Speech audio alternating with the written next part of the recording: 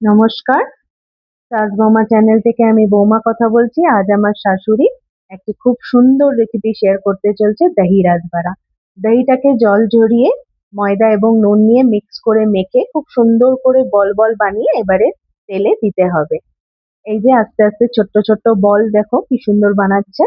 এই যে বলগুলো তৈরি হচ্ছে এবং খুব সুন্দর করে তেলে দিয়ে দিতে হবে এবং খুব ছোট্ট ছোট্ট করে বলগুলোকে খুব কেয়ারফুলি আপনাদের কিন্তু এটা করতে হবে, কারণ যেহেতু দই একটু স্লিপারি হয়, তো ওই জন্য খুব নরম হাতে খুব সুন্দর করে করতে হবে, হালকা হাতে খুব সুন্দর করে কিন্তু করতে হবে। দেখুন তেলে দিয়ে দিচ্ছে, এই যে এক একটা করে তেলে দিয়ে দেওয়া হলো।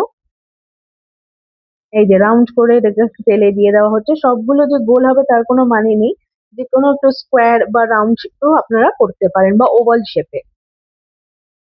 এই যে এবারে তেলটা যখন ফুটতে শুরু করবে, এবার আস্তে আস্তে ভাজাগুলোকে কিন্তু খুব যত্ন সহকারে করতে হবে।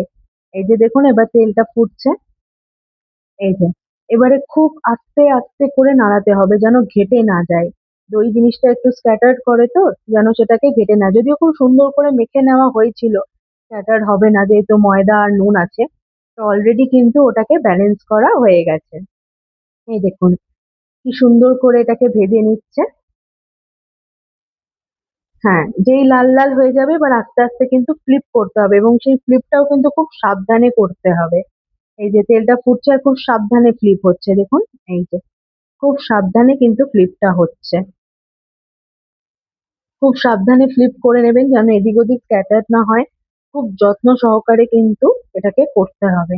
এই যে এই যে আবার ফ্লিপ হচ্ছে খুব সুন্দর করে করে।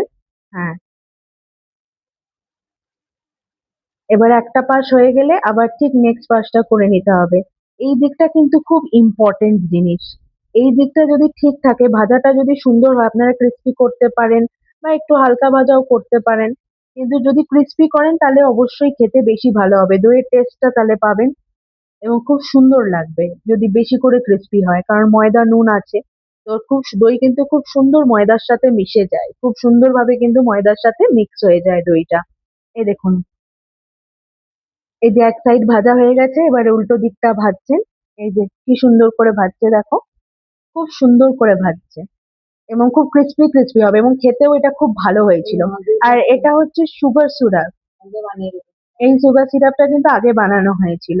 1 কাপ চিনির মধ্যে 1.5 কাপ জল দেবেন এবং তার মধ্যে একটুখানি দুটো এলাচ দিয়ে দেবেন এবং জলটা যেন হালকা হয়, খুব বেশি গাঢ় যেন না হয়। ঘন হলে কিন্তু রসগুলো ঢুকবে না আর টেস্টটা হবে না। এই যে কমপ্লিট হয়ে গেছে। ভালো লাগলে অবশ্যই আমাদের চ্যানেলটাকে লাইক, শেয়ার এবং সাবস্ক্রাইব করে দেবেন এবং কমেন্ট করবেন। কমেন্ট করলে আমরা বুঝতে পারবো আমাদের কোথায় ফলটা হচ্ছে।